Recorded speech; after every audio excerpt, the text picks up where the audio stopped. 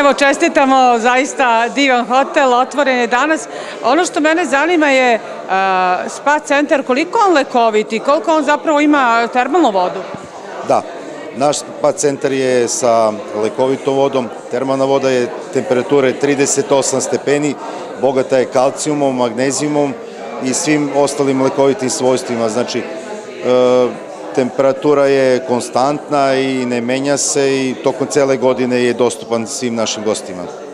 Evo, ovaj hotel je, da kažem, jedan biser sada Soko Banje. Zbog čega je Soko Banja najvažnija za turista i vaš hotel zajedno s tim?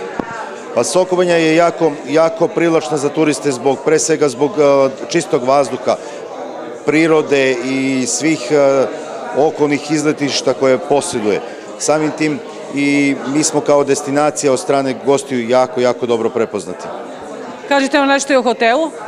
Što tiče samog hotela, hotel Zeleni grad je novi hotel koji je u prethodnom periodu otvoren, znači ima 21 smeštajnu jedinicu, 30 ležajeva, veliki panoramski restoran, kongresnu salu i hotel je sa 4 zvezdice.